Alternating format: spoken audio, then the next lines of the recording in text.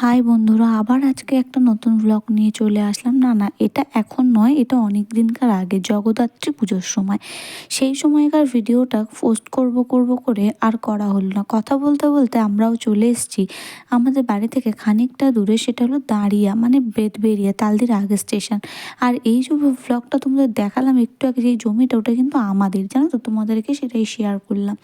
এটা একটা গ্রাম্য পরিবেশ, যেখানে আমার মায়ের মামার বাড়ি, মা এখানেই মানুষ। তো গ্রামের দিকে কি হয়, ঠাকুর দেবতা একটু বেশি মানে, তো এইটা ছিল খুব জাগ্রত মা। এই মন্দিরটায় ছোটবেলা থেকেই আমরা আসতাম। প্রতি বছর বাঘ মাসে বিশাল পুজো হয় এখানে, রক্ষাকালী মায়ের পুজো। তো সেদিন এখানে অনুষ্ঠান ছিল, মানে জগদ্ধাত্রী পুজোর পরের দিন এখানে নাম সংকীর্তন ছিল, সেই আয়োজনই হচ্ছিল। আর এখানে মামনি প্রণাম করছিল, আর এখানে তোড়জোড়ও শুরু হয়ে গেছে। এই যে বেলটার যে ঘরটা দেখছো, ওটা কিন্তু পুরো গ্রাম্য, জানো তো।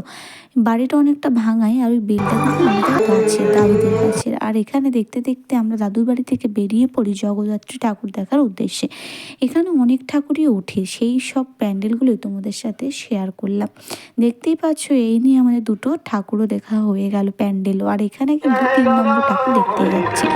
এই মেলাটা কিন্তু বিশাল বড় করে হয়, মানে জগদ্ধাত্রী পুজোটা এখানে খুব ফেমাস। প্রতি বছরই আসি, তাই এই বছর আর মিস করলাম না।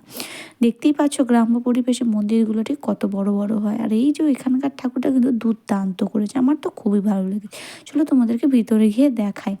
দেখতেই পাচ্ছ মায়ের 3টে রূপই এখানে ধরে তুলে ধরেছে আর কি। একটা মা দুর্গার রূপ, একটা কালী, একটা জগদ্ধাত্রী। আমরা ঠাকুর দেখে নিয়ে আমি তোমাদের দেখিয়ে দিলাম আমি কীরকম সেজেছিলাম। তো তারপর ফুচকা টুচকা খেয়ে আমরা আর একটা মণ্ডপে চলে যাই। আর এখানে দেখতেই পাচ্ছ একটা থিম করেছে ভূতের, যেটা তোমরা হয়তো অনেকে ভয়ও পেয়ে যাবে, কিন্তু প্রতি বছরই এখানে হয়, বেশ ভালোই লাগে। আমি নিজেও ভয় পাই যদিও।